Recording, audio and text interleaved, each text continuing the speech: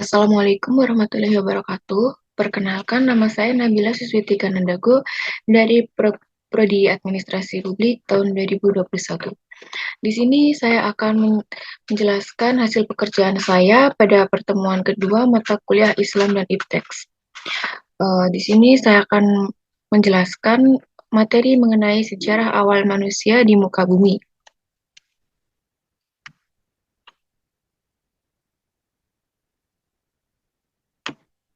Qabil dan Habil merupakan salah satu generasi awal manusia di muka bumi yang keduanya merupakan putra Adam.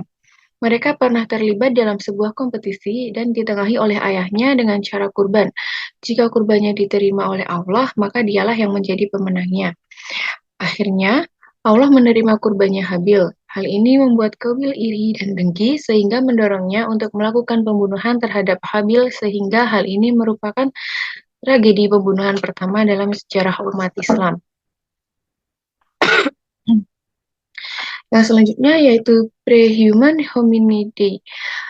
Seorang antropologis dan arkeologis menemukan adanya fosil-fosil prehuman, diantaranya yaitu Pithecanthropus, Meganthropus, Paleojavanicus, dan Homo neanderthal.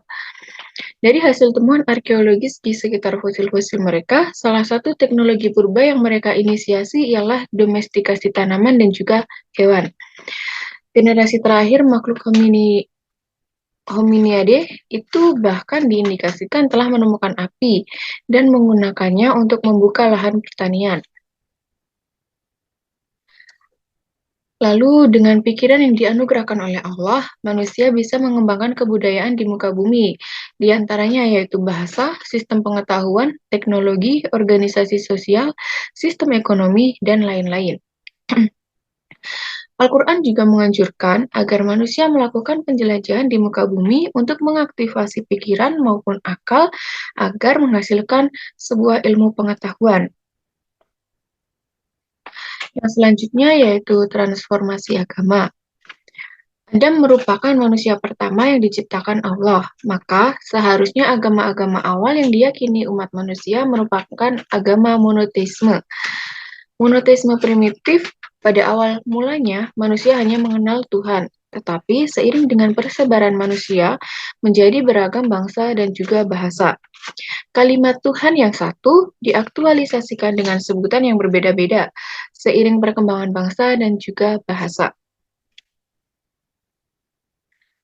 Ketika bangsa mengalami evolusi menjadi kelompok-kelompok suku kecil, maka konstruksi tentang Tuhan pun semakin mengalami diferensiasi, seperti ada Tuhan besar dan Tuhan-Tuhan yang kecil dengan beragam fungsi.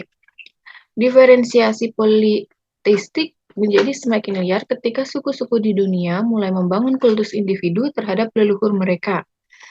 Hal itu diabadikan kisahnya dalam Al-Quran tentang umat Nuh yang menciptakan patung pertama dalam sejarah umat manusia. Pada pergantian generasi demi generasi, umat manusia akhirnya semakin tersesat dalam politeisme akut. Peradaban Mesir berhasil mengembangkan ilmu kedokteran, arsitektur, dan matematika juga gagal untuk mengkonstruksikan Tuhan yang sebenarnya, dikarenakan adanya penguasa yang despotik dan juga tiran. Di Babilonia, kekuasaan politik dikendalikan oleh Namrud yang berambisi mempertahankan kekuasaannya dengan mencitrakan diri sebagai Tuhan. Lalu, untuk mempertahankan kekuasaannya di Mesir, Firaun pun juga mengangkat dirinya sebagai penjelmaan Tuhan. Peradaban besar telah dipermainkan oleh tirai despotik yang memalsukan diri sebagai Tuhan, sehingga menutupi kebenaran yang hakiki atau monoteisme. Sementara itu, sebagian kelompok manusia tidak terserap dalam kekuasaan politik manapun. Mereka mengembangkan sendiri konsep-konsep hubungan antara manusia dengan alam sekitar. Maka dari itu, mereka mengembangkan konsep-konsep keagamaan yang berperspektif alam dan paganisme. Lalu, kritisisme Ibrahim dalam kelahiran kembali monoteisme. Ibrahim mendapati kaumnya terjebak dalam politeisme akut, di mana mereka membuat patung-patung dan menyembahnya. Maka kritisme mendorong Ibrahim untuk menghancurkan berhala-berhala itu dan juga mendorong Ibrahim mencari kebenaran sejati tentang Tuhan melalui interaksi dengan alam semesta.